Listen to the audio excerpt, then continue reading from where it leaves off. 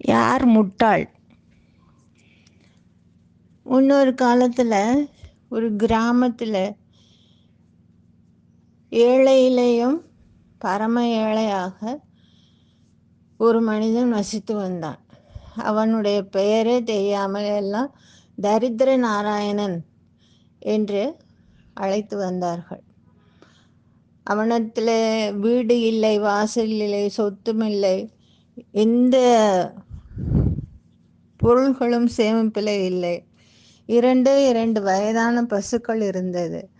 அந்த பசுக்களுக்கு தினம் 4 படி தவிடு போட்டால் அது 1 படி பால் கறக்கும், 2 பசுக்களும் சேர்ந்து. அவ்வளவு மோசமான நிலையிலே அவன் வாழ்க்கையை நடத்தி கொண்டு வந்தான். ஒரு நாள் தன் மகனிடத்தில் அந்த தவிடு கொடுத்து சுமந்து கொண்டு வர சொன்னான். வருகின்ற வழியிலே கிணற்றினுடைய சுவரும் நடந்து போகும் பாதையும் சற்று ஏறக்குறைய ஒரே மட்டத்தில் இருந்ததுனால கால் தடுக்கி அந்த பையன் கிணற்றுக்குள்ளே விழுந்து விட்டான். அந்த 4 படி தவிடும் போனது, மகனும் போய்விட்டான். அப்போ இவனுக்கு துக்கம் தாங்க முடியாமல் அழ ஆரம்பிக்கின்றான். இனி வாழ்ந்த பிரயோஜனமே இல்லை, நாம் எங்காவது ஓடி போய்விட வேண்டும் என்று முடிவு செய்து காட்டு பாதையிலே நடந்து கொண்டு வருகின்றான். அப்போது ஒரு யோகி தவத்திலே ஆழ்ந்திருக்கின்றார்.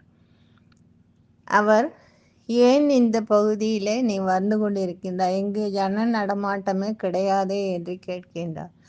அப்போ இவனுடைய சோக கதையெல்லாம் சொல்லி அழுது, எனக்கு இனி வாழ இஷ்டமே இல்லை, அதனாலே கால் போன போக்கிலே போய்கொண்டிருக்கின்றேன் என்று சொல்லுகின்றார்.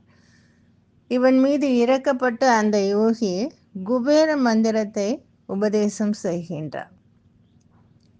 இவனும் நம்பிக்கையோடு அந்த மந்திரத்தை உச்சரித்து கொண்டே வருகின்றான்.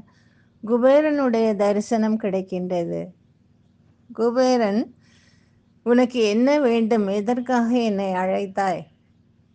ஏதாவது வரத்தை பெற்றுக்கொள் என்று சொல்ல, அவன், எனக்கு 4 படி தவிடு வேண்டும் என்று கேட்கின்றான்.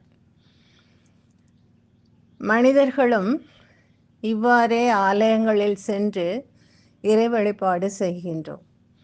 இறைவன் நமக்கு ஈடு இணை இல்லாத இன்பமாகிய வீடு பெற்று இன்பத்தை தருவதற்கு தயாராக இருக்கின்ற சமயத்திலே நாம் போய், எனக்கு வீடு வேண்டும், நல்ல சொத்து சுகம் வேண்டும், நிலையான அரசாங்க உத்தியோகம் வேண்டும், என் மகளுக்கு திருமணமாக வேண்டும், இப்படி லௌகீகம் சார்ந்த பல வேண்டுதல்களை பெரிய பட்டியலிட்டு கொடுத்து கொண்டு இருக்கின்றோம்.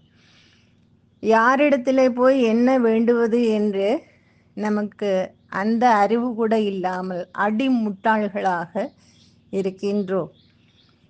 அதனால தான் வேண்டத்தக்கது அறிவோயினி, வேண்ட முழுதும் தருவோயினி, வேண்டும் அயன்மார்க்கு அறியோயினி, வேண்டி என்னை பணிகொண்டாய், வேண்டி நீ யாது அருள் செய்தாய், யானும் அருவே வேண்டி நல்லால், வேண்டும் பரிசொன்று உண்டு எண்ணில், அதுவும் உந்தன் விருப்பன்றே என்று முழுமையாக சரணாகதி அடைய வேண்டும் என்று தன்னுடைய பாடல் மூலமாக தேவார சமய குரவர்கள் நமக்கு எடுத்து காட்டுகின்றார்கள். நாம் அடிமுட்டாள்களாக இல்லாமல் புத்திசாலிகளாக குபேரனிடத்தில் போய் தவிடு வேண்டும் என்று கேட்கும் அந்த பாமர ஏழை போல இல்லாமல், இந்த உலகத்திற்கே அதிபதியாக இருக்கும் இறைவனிடம் சென்று, வேண்டத்தக்கது உனக்குத்தான் தெரியும், எதை எனக்கு எப்பொழுது கொடுக்க வேண்டுமோ அதை அந்த சமயத்திலே கொடுப்பதற்கு தெரிந்தவன் நீ.